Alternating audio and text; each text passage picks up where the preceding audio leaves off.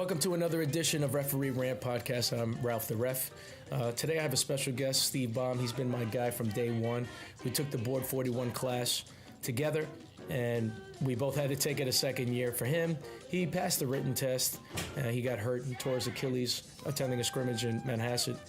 And for me, I just failed the written test because I'm just a loser. But we're going to talk, have a nice wide-ranging conversation about him playing basketball back in his days at Bayside High School, how he decided to become a ref. I know he wants to do baseball, but I'm still trying to get him to do it. I don't know why he doesn't want to yet.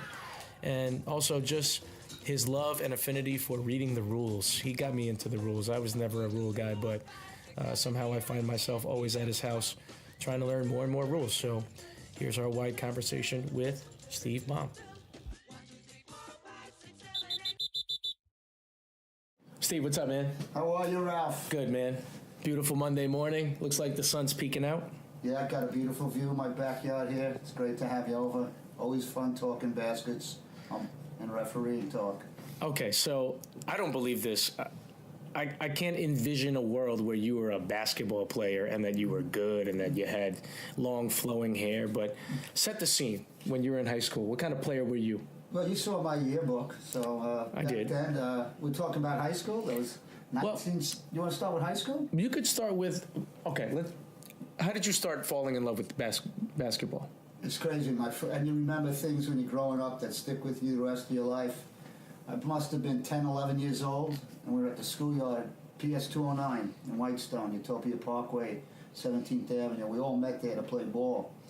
And they were choosing up sides. Back then, the two best players or the two captains they chose, put their fingers in, they would choose. What year is this? That must have been, say, 1967. Whew. Yeah, I was born in 55. That's when my mom came to America. That's when The Graduate came out in the movie theaters. Yeah, we were the childs of the 60s. So, and we all met at the schoolyard every single day after school. Sometimes we didn't even go home. We played in our school clothes. And they were choosing up sides, and they choose five, and they come to the last player, and I'm with one other guy, Dave Porter, and they chose Dave over me. Oh, man, I could still feel the hurt. I went right behind a tree there, and I didn't want to see these guys see me crying. I said to myself, I'm going to be the best that I can do in basketball. I'm going to practice as much as I can. I'll never forget that day. And from then on, I would stay in the schoolyard by myself with the ball, run up and down the court, and just hone my game. I had that drive when I was very young. Remember that. Wow. Mm-hmm. Okay, so let's talk about your high school days. You went to Bayside High School in Queens. Bayside High School, crazy era. It was the 70s. Had the Black Panthers, they had the hippies, they had the hitters, those are the rocks. You know, there were fights in the park. There was 5,600 kids in the school. I remember trying out for the team, and I was nervous, you know. And Coach Jerry Abel, I was a sophomore, and I made the team. You know, it was my first year. I didn't play much. I got into the last game of the year.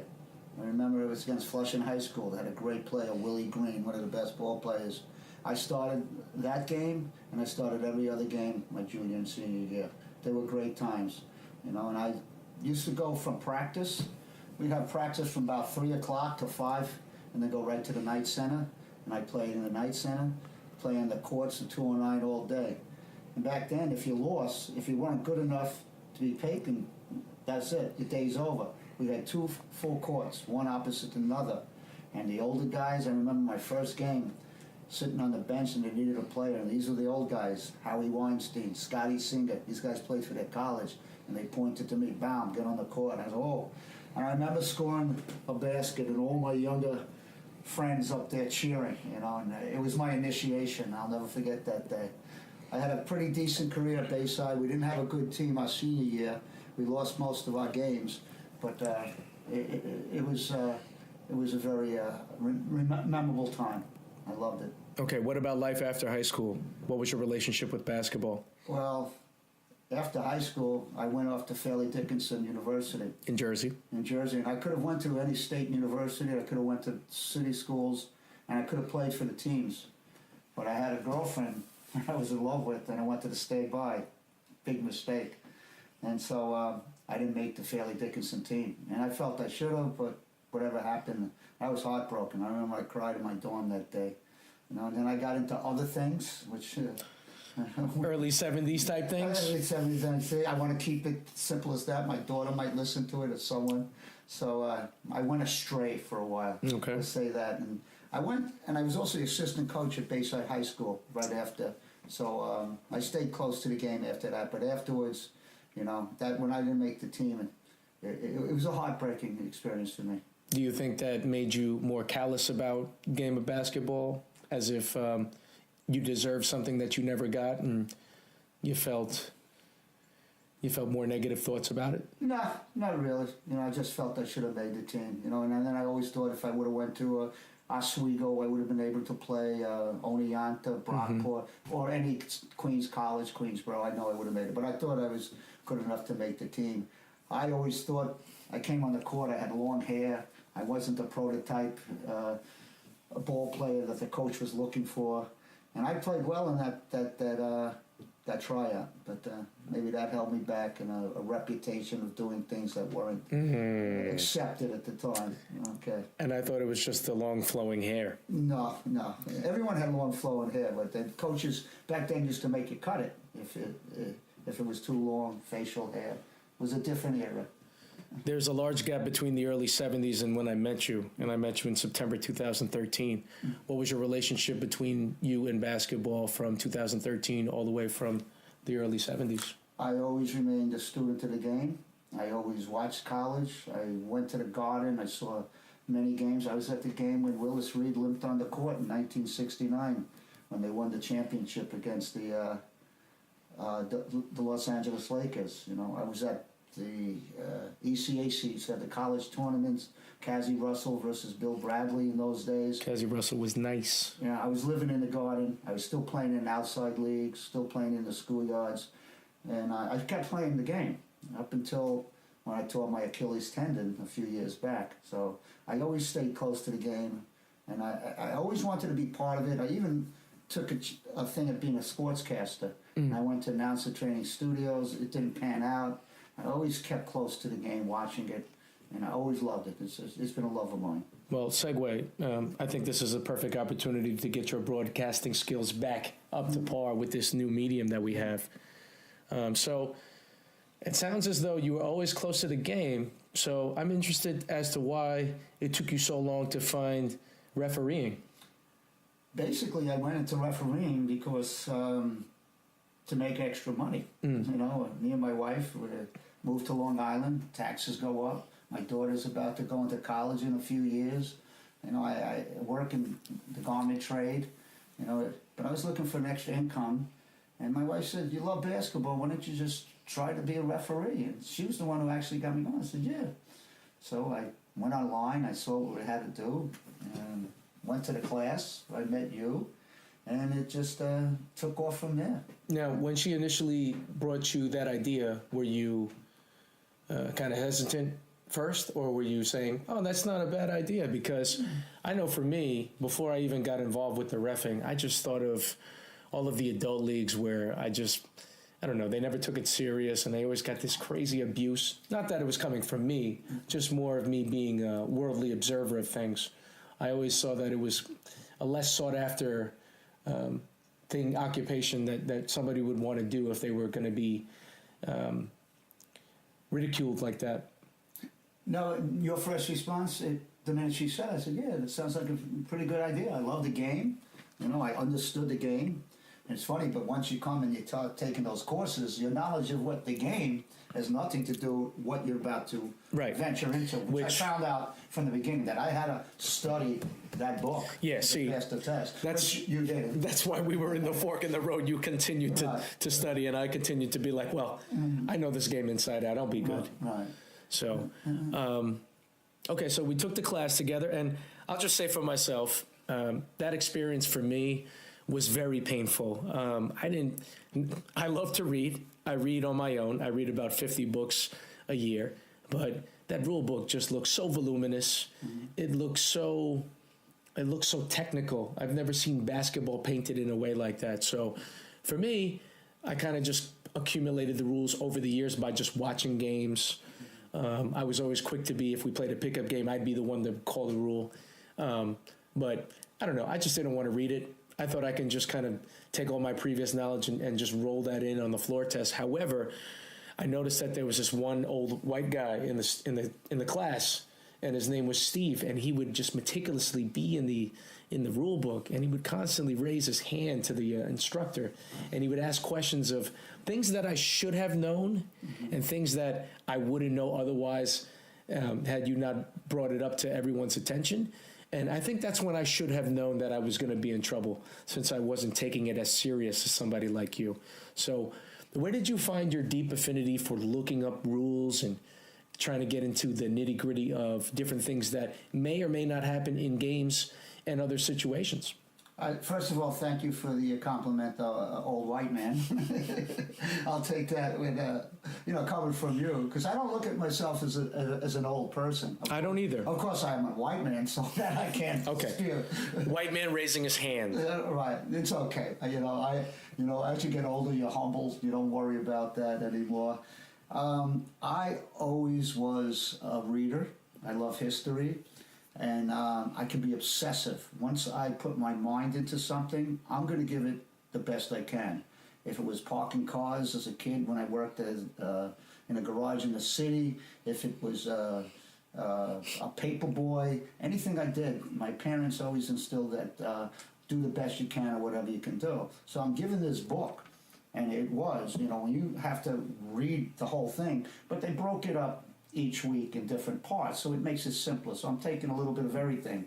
And they gave us that website to go on to, the case book. Get in your rule box. And Don Landolfi, I love Don, and Jimmy Graham did a great job. They offset each other. Don would bring up his stories and get a little off topic, but they were so enthusiastic about it, and it wears on you too. So I just took a little by little, and I got into that rule box thing. And I remember they take as many tests as you can, and I was getting 0s and 1 and 2 and 3, and I didn't like that, so I kept studying, going back to the book, taking the test, and I just loved learning the rules and things that I was oblivious about, and I just like learning, and it's a compulsion, and it helped me a lot, because I got one wrong on the written test, and then right before the written test, after the written test, supposed to take a floor test, I tore my Achilles tendon. How did you do that? It was at Manhasset. Okay. And I'm going back there Monday. You gonna cry? Are you gonna kiss the floor? I've been there before. Okay. And I still got the crutches. No, I gave back the crutches that they gave me there. And I was just, I did work that morning in my other business, and I worked for about 4 or 5 hours, and I'm in pretty good shape. I don't know if that affected it. It doesn't matter. And I was just running into the lead position, casually looking on my shoulder, not at full steam, and boom, before I know it, I hit the floor. And I felt my leg area, and it was a foreign feeling. You sprain your ankle, you've sprained it before, you can understand it. This was, what is this? And I looked to the bench, I thought maybe I tripped over some of the players, and they were looking there like, what is this old man doing on the floor type? And it's funny, the trainer's office was right at the end line there. And I hobbled in there, and Dawn came in, and she told me, I think you tore my Achilles. I almost cried, because I put all this effort into it. And I said, oh, man. But, then I said, okay, it is what it is. And Don, great guy, he called me. I went to the hospital. I had it surgically repaired by a great doctor. And then I went through all the physical therapy. That's the hard part of it. Because the initial, when you fall, and the pain, that's it. There's no much pain unless you try to walk on it. But the physical therapy, and Don called me, he kept in touch, I'll always be grateful for that, And the following year, they made me take the whole thing over again. Yeah, and much to your surprise, I was in the class too. That's and then they wanted me to pay for it, but Don went to bat for me, said, Steve, don't worry, you don't have to pay for it, And I got 3 wrong on the written test the second time I took it, but that's how I tore it. And it was a painful recovery process. Yeah, I had to pay for it. I had to pay for it again. You did? I did. Well, when you fell. Yeah, no excuse for that. No excuse. Well, that is a commendable thing. I don't even know how I'd feel if I tore anything like that, but that is such a inspirational story that you were continuously being persistent on something of a goal that you had that you never even realized yet. You never even had a taste of it. You had a little taste with the scrimmage. And I don't know, that's just a remarkable story to me. Okay, so let's talk about your own officiating experience. Let's talk about your first couple of games. Oh, I remember my first CYO game. I got, I passed the written test, and Jimmy Graham told us to go online and I remember that email. Yep. You can get games immediately. I remember what he said. He said, "There's going to come a time when you're going to turn down games." Yeah, and now I'll forget it. Never believed that. Never believed that. Who'd want to? Yeah. So it started with my first CYO game. It was at Mary Regina. I was doing it with Norm Trishan, and I pull up and I see him eating a sandwich in the car. And before that, I'm doing these exercises, and I'm drinking my fluids, and I'm worried about everything. And it would, forget it. When you're new at that, it's like being thrown in the ocean. You don't really know how to swim. Yeah. And I did master the mechanics in the beginning, because that was something I could control. Getting my hand up on a foul call, on a violation, try to point in the right directions.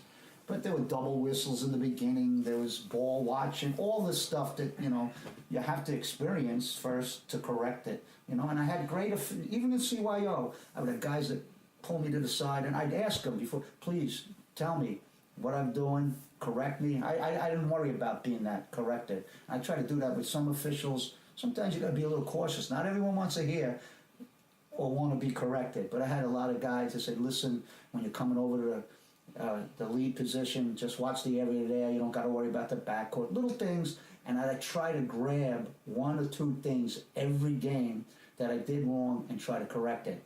If you try to correct 5 or 6 things, it becomes too mind-boggling. So that's what I did, and I try to tell officials in the beginning, 1 or 2 different things. Try to correct, try to improve on, and learn. Now, do you normally write these things down after you experience it, or do you kind of have a Rolodex in your head that you can refer to? I try to remember. It's always good to write things down. I believe you retain things better when you write it down, but I do keep it in my head. And sometimes I have to go over the mistakes I made before, but I do keep it. I'm cognizant of the things that I do, Even today, I have a thing that I've been working on. When there's a dead ball, I pay attention. I look at the table. I look at my fellow official and the clock before it goes in there. So if there's any clock thing, disparity in the clock, I'm understanding that. Those are things I continue to work on. Make sure there's 10 players on the court. And I've calmed myself down tremendously in the beginning. You put your hand up, you're making the call, you calm yourself down. That was I taught also. Yeah. We're in charge. I do remember one of the first times that we worked together, it was both very early on in our career. You put your hand up and you kind of look like the Nutcracker or like the Gestapo trying to stop somebody from getting in trouble. But yeah, your presence is definitely a lot more calmer now, now that I think about it. So since then, we both took the girls' class, and that was a 2-year odyssey in Nassau County. Yes. So where are you now with this? Where do you want to go with this? Well, the girls' test, the hardest part was running around that track. Right. At my age. I remember practicing with my daughter, running, it's only a half mile, but I'm, at the time I was 60-something, and in my head I'm going, oh, man. And I was practicing with her, and I started getting headaches because I was doing it at a quicker pace, and I said, oh, I'm never going to do this. But I was able to pass that part of the test. Right now, I'm always looking to improve. There's, as you put in one of your posts the other day, learning never exhausts the mind. I love that one. I like little slogans like that, and you do a great job. I want to congratulate you. Thank you. Also, we haven't mentioned you yet, but you've been an inspiration to me. You've been a friend to me. And that's what's the other thing that I've gathered. I've made a lot of friends through this basketball fellowship that are lifelong friends now that I can see and talk to. We talk family, not only basketball. So it's great, and you've been a friend. I've helped you, but you've helped me, and I think that's how it works in life, and that's what I hope from this podcast. I didn't even know what a podcast was. I thought a podcast was a cast for a pod. I'm 64. I can't even get it onto the computer. So Yeah, I basically got Steve off the street. 2 computers. I'm headphones. I'm like no studio. Well, I hope my kitchen has the good sound effects. Like I mentioned before, Steve, not everyone is going to lug that rule book around and start reading it, but people will consume it if they can hear it in the car or watch it on their computer. Right. So. That's one of the side projects that Steve and I are going to be working on. We're going to try to give you a couple of case cases every week, specific rules of basketball, and obviously I'm going to get with other people, other sports, baseball, lacrosse, flag football, but at least for now we'll be focusing on different situations and rules that would be a little quirky or things that you would see in the game, but I think that'll be a nice knowledge base for other officials to learn, I think. There's so many things that when you're just watching the game or playing the game and you come across here, that I didn't understand, I didn't know, so, and it's not like others, well, I don't officiate other sports. You got to know what you're doing. Well, if that coach out there knows the rules and I don't know it, there's a one big caveat when it comes to basketball. Football might be king. Basketball is definitely coming up, and I think it will be the number one sport within the next 10 years of popularity. Yes. There's no doubt about it. But basketball is so segmented, but we all consume it the same way, meaning there's high school, there's college, there's the professionals.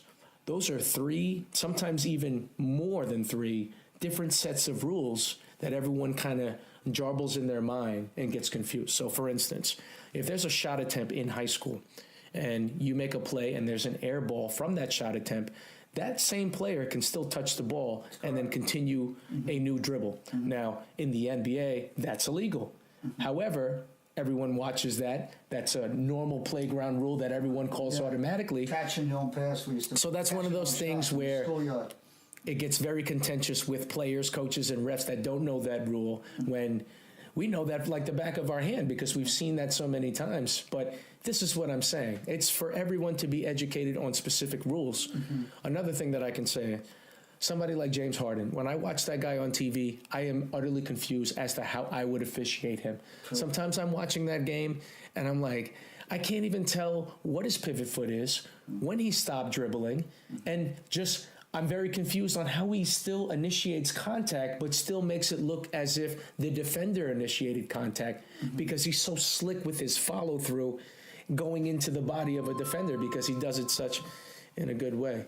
When I watch James Harden, I get very confused. And I don't know, some things don't apply. And you also got to think that officials in the NBA, they have to ref a little bit different than us. And they're always mandated by the assigners in which they're working for. So if you got to think about it, they're more, of course, they have to have rule knowledge and game management, and they have to be accurate over 95%. But the key is that they're the guardians of the entertainment in which everyone's watching. So if Kevin Durant has 3 personal fouls within the first 3 minutes of the first quarter, who are they going to blame? Regardless if it's foul or not, they have to ref in a different way. But hopefully Steve and I can accumulate a bunch of cases that everyone can find worthwhile. Can I just say something? Sure. When I watch the NBA game, I do watch the officials, and I watch them for their poise, the way they control the game, their mannerisms, their mechanics, a lot of the walks, a lot of the lane violations, I don't disregard. I remember Don saying, don't watch the NBA. College and high school, I more watch and I learn from what they're doing. But in the NBA, I just try to watch their poise, the mechanics, and the way they control the flow of the game. And I admire them, how under all that pressure, they seldom lose their cool. They talk to the coaches when they have to. But the college and high school games, I watch a lot of tapes. We're able to watch it on our TVs now, and I try to learn from them. So I definitely know that one of your biggest goals is to make varsity on the girls' side and the boys' side in Nassau. What do you think it's going to take for you to elevate at that level? Just remaining consistent, keep learning. That's the number one thing, and just keep doing what I'm doing. At this point, I think everyone thinks that they're good enough to go to the next level. I think you're good enough. I'll give you the stamp of approval right now. But if I don't make it, that's fine too. In the beginning, I used to see these guys moving up, and I said, how can they move up and not me? And I can't do that. I can't look at it like that. I'll build up resentment, and it won't be good for me. I just keep learning every single game. I try to talk to the official. We do a pregame. I do the pregame with the players. I read the card, and I do the proper mechanics. And whatever the chips fall, I know when I go to bed at night, I've given 100%, and I haven't cheated the players, and I haven't cheated myself. Okay. Outside of making varsity lists on both of those a particular associations. Do you have any other goals or aspirations in refereeing? Do you want to pick up another sport? You keep telling me baseball. So I'm looking at that as my next little sport. You know, I'm 64. I drive enterprise. I sell clothing. I'm in the clothing business. I ref. And I'm getting to the point where, my daughter's in college and I love baseball, and that looks like it's my next avenue. I'm going to pray on it, and with your help and tutelage, and I know you keep asking me. That looks like the next step. Cool. And practicing my Steve. Can't wait for that one. Well, I'll just say that it is much more. I was doing a strike call. If you don't get it, guys, you might not be able to see Steve. All right. It's much more fulfilling than I thought it would be, even though it's really slow compared to basketball. But it's a fun game. It's a fun game to officiate. If everyone doesn't know, Ralph does football, he does lacrosse, and I think when there's cockroach races somewhere, he does officiate that. Yeah, and I also write on a website, refereerant.com. Chicken fights, whatever they're doing. And he also tune up your car if not. Oh, boy. So what is your best memory officiating basketball? Do you have a particular memory that stands out? You know what? I cheated, and I saw the list of questions you were going to ask me before, and I was thinking about that. And this might sound a little off base. I remember doing the CYO game, and this little kid who finally got in at the end of the game. When was this? This is about 4 years ago. Mm-hmm. It was at Holy Family Church, and this kid probably never scored in the year. And he goes and he gets the best, and he shoots, and I called it a foul. It could have went anyway, but I knew this little kid. And he's at the foul line, and his parents are right in the stands looking at him, and he's looking at them, and he sunk his first free throw. And you would see the smile on all those faces. It was heartwarming. It's amazing. That's one of the, there's other memories. Hey. And I'll never forget that. The little kid probably never scored again, and I don't know what went on in his career, but just to see the smiles on his parents and his face, it was worth the price of admission. Little thing. There's a lot of great memories, a lot of people, a lot of players, coaches and officials, but that stuck out at the moment. There's others, but that came to the top of my head. What was one of the worst memories that you have officiating basketball, or what was one of the stickiest situations, or maybe a rule got mixed up or something? Well, I had that bad situation with you. I don't know what bad situation you're. Island Garden. Should we mention that? No. We can, but yeah, sure. We could talk about that. I think it would be worth it if you mentioned that other one. When chairs were thrown. Oh, that was the second one. When you're a new official, and this is my first year, I was working with Chris. Anthony Lopiano. Anthony Lopiano, great guy, a good official, but we're raw. And sometimes the coaches see raw, we're red meat. Smell blood. See, we're lying. And we were doing it at Chaminade. I was amazed at the facility. I went to Bayside High in the city, and great facility. Back then it wasn't. The backboards weren't clear. The lighting wasn't. The lights were coming through. I go to Chaminade. I see this beautiful, beautiful gym. It was like a mini St. John's, and it's my first year at Island Gardens. We're doing an AAU game. And this coach was testing us right from the beginning, ranting, raving, screaming, actually insulting us. And at one point of the game, I'm heading down to my lead position, and he's on top of Anthony and on me. And he made a few miscues, and the coach, he didn't know the rules entirely. A player came on the court from out of bounds and inbounds and touched the ball first. He was planted inbounds, and he said, no, he can't be the first one to touch it. I said, that's not the rule. But he kept building up and through the game. And at one point, I look over, and he lifts up a chair and makes like he's going to slam like a wrestler. And I should have teed him up then. I was a little intimidated. To tell you the truth back then. I was learning.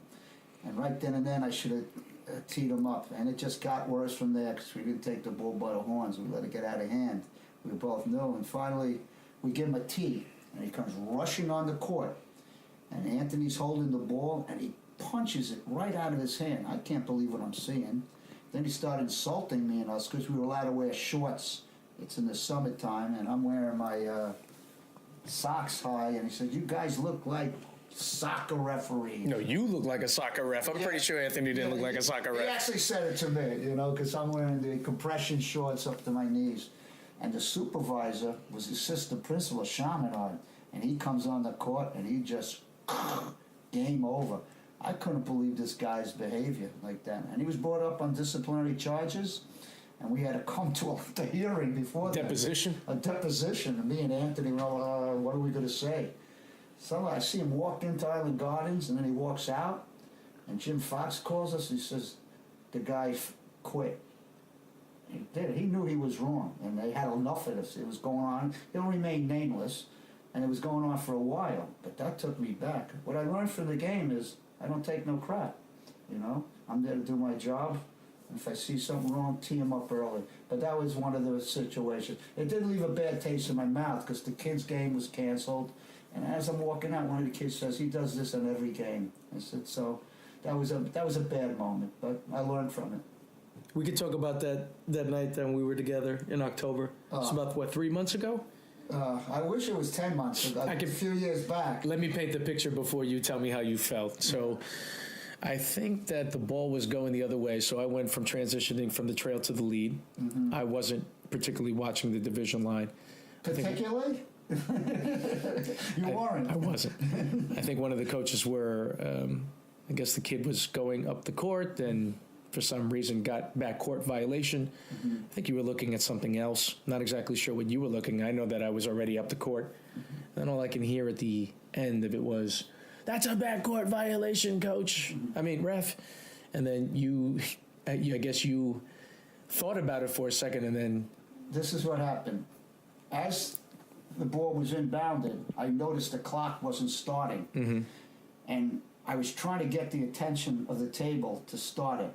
And I took my attention off from the play at midcourt. And the guy did commit a backcourt violation, but I didn't see it. I knew it was, because he's over there and back there, and they're screaming. And at first I said I didn't see it. And I went to you, and then I came back and I said I did see it, which I didn't, which I felt bad about, because I wasn't being honest. And I ruled the ball as a backcourt violation when I actually didn't see it. I made a mistake. And I did at the end of the bad thing about it, the team inbounds, first shot, he puts up the three-pointer. And I'm saying, don't go in, don't go in. Oh, it went in. It went in. It went in. At the end of the game, I went up to the coach and I apologized. I said I shouldn't have made that call. So from now on, what I took away from that game, if there's a clock not moving, I'm just going to let the game play on, and then when it's the proper time, dead ball, I'm going to instruct them to take off time, put on time, whatever it is. But I was wrong, I made a mistake, and I owned up to it. So I wasn't proud that day. Well, I remember the advice that I gave to you after the next dead ball, and I said to you, and this is something that I'm pretty sure that you abide by most of the time, but I think something forced your hand in your mind.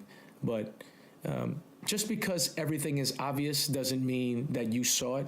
Mm-hmm. And I always say that if you don't see it, you can't call anything that you don't see. Right. And I don't care how obvious it is. Right. I try to tell the kid, and I think that's a good habit. I mean, that's not what they want to hear in real time.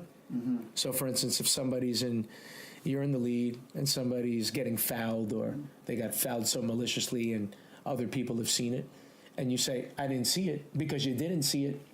That's right. What's any harm in saying that? I know they're going to be upset at you that you didn't see it. You might get a reply, well, then what are you looking at?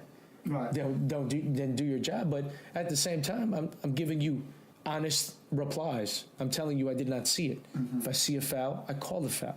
If I can't see it, then I won't call it. And I'll never call anything that I can't explain for myself in rules language. Right. If it's something that I'm unsure of, you're never going to hear a whistle from me. Right.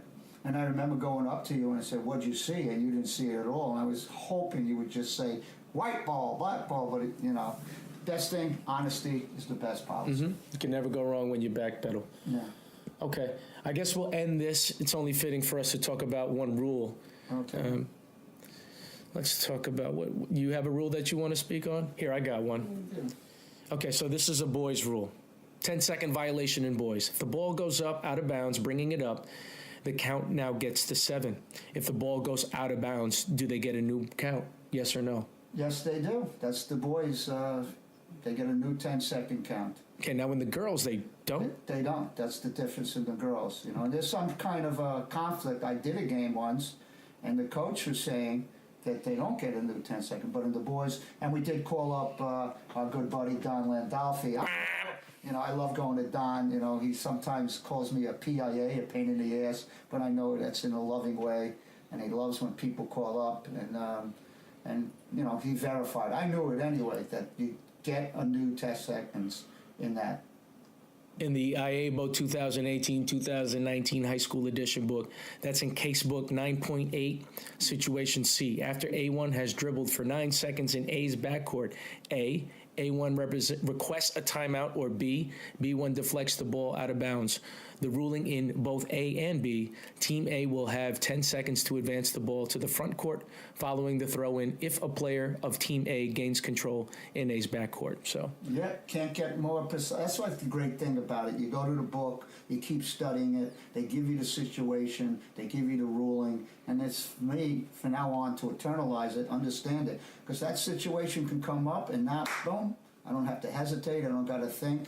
It becomes second nature. yeah, but now they're not going to go to the rule book. They're going to go to refereerant.com, and they're going to learn all these Yeah, rules. this is great. Frank, I keep going Frank. I don't know why he keeps calling me Frank. Because I work with a guy, Frank. Frank's in his Usually dreams. on Mondays, yeah. I like calling you Pino. That's his nickname. It's on his license plate. Boy. It goes back to his Philippine heritage. So we'll keep it Pino.